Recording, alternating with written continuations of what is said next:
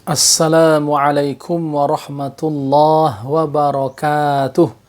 Alhamdulillah, hamdan syakirin, hamdan na'imin, hamdan yuwafi ni'amahu wa yukafi'u mazidah. Ya Rabbana lakal hamdu kama yanbaghi li jalali wajhikal karim wa azimi sultanik. Allahumma salli wa sallim ala sayyidina Muhammad wa ala alihi wa ashabihi ajma'in, amma ba'd. Saudara-saudariku, uhibbukum fillah. 3 adab meminta izin sebelum masuk rumah orang lain. Meminta izin adalah sesuatu yang disyariatkan dalam Islam, baik meminta izin dalam majelis atau meminta izin untuk masuk ke rumah seseorang. Hal ini dijelaskan di dalam Al-Quran. Allah Subhanahu wa ta'ala berfirman, Ya ayyuhalladzina amanu la tadkhulu buyutan ghaira buyutikum hatta tasta'nisu wa tusallimu ala ahliha. Dzalikum khairul lakum la'allakum tadhakkarun. Wahai orang-orang yang beriman, janganlah kamu memasuki rumah yang bukan rumahmu sebelum meminta izin dan memberi salam kepada penghuninya. Yang demikian itu lebih baik bagimu agar kamu selalu ingat. Surah An-Nur ayat 27. Di dalam ayat yang lain disebutkan, Allah Subhanahu wa ta'ala berfirman, Wa idza balagal atfalu minkumul hulum falyasta'dhinu kama sta'dhana alladhina min qablihim. Dan apabila anak-anakmu telah sampai umur dewasa, maka hendaklah mereka juga meminta izin, seperti orang-orang yang lebih dewasa meminta izin. Surah An-Nur ayat 59. Di dalam sebuah hadis dijelaskan dari Sahal bin Sa'ad radhiyallahu an, Rasulullah sallallahu alaihi wasallam bersabda, Innama ju'ilal isti'dzanu min ajlil basar. Hanya saja meminta izin itu diberlakukan karena alasan pandangan. Hadis riwayat Al-Bukhari dan Muslim. Selain penjelasan dalam Al-Quran, Rasulullah sallallahu alaihi wasallam mengajarkan kepada umatnya terkait adab-adab meminta izin kepada yang berhak, yaitu pertama, menyebutkan nama terang jika yang punya rumah bertanya, siapa? Diriwayatkan oleh Jabir bin Abdullah radhiyallahu an, ia berkata, Ataitun Nabiyya sallallahu alaihi wasallam fi dainin kana ala abi fadaqaqtul baba faqala man dha faqultu ana faqala ana ka'annahu karihaha.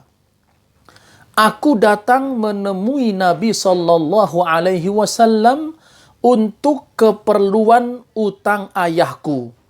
Lalu aku mengetuk pintu rumah beliau dan beliau bertanya, siapa itu? Aku menjawab, saya. Beliau bersabda, saya. Seakan-akan beliau membenci jawabannya. Hadis riwayat Al-Bukhari dan Muslim. Kedua, mengucapkan salam dan meminta izin kepada yang punya rumah. Qaladah bin Hambal radhiyallahu an berkata, Fadakhaltu alaihi walam usallim walam asta'dhin Faqala an-nabiy sallallahu alaihi wasallam, irji', faqul assalamu alaikum a'adkhul. Lalu aku masuk menemui beliau dengan tidak memberi salam dan meminta izin.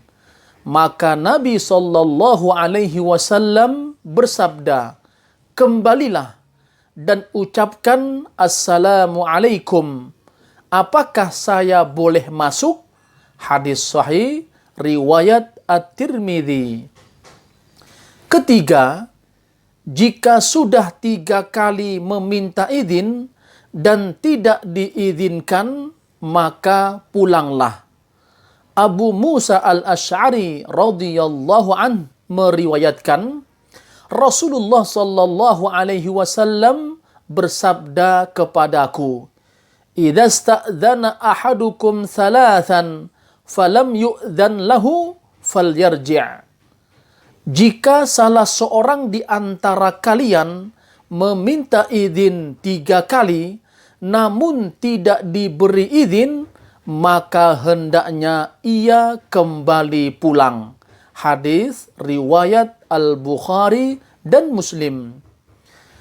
Ayat Al-Quran dan hadis-hadis tadi menunjukkan bahwa meminta izin merupakan salah satu dari sekian adab yang dianjurkan dalam Islam, karena di dalamnya mengandung penjagaan aurat orang lain dan urusan rahasia mereka.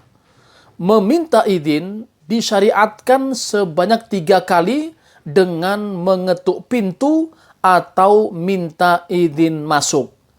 Ia boleh masuk jika diizinkan masuk, tapi jika tidak diizinkan, hendaknya ia kembali pulang dan tidak meminta izin lebih dari 3 kali. Pelajaran yang bisa kita petik dari pemaparan tadi adalah: pertama, perintah meminta izin sebelum masuk rumah orang lain. Kedua, termasuk sunnah jika orang yang meminta izin ditanya, "Siapa kamu?" hendaklah ia menyebutkan namanya dan tidak hanya menjawab dengan "saya". Ketiga, meminta izin itu sebanyak 3 kali. Jika diizinkan, orang yang meminta izin boleh masuk. Namun jika tidak diizinkan, hendaknya ia kembali pulang. Wallahu alam. Wassalamualaikum warahmatullahi wabarakatuh.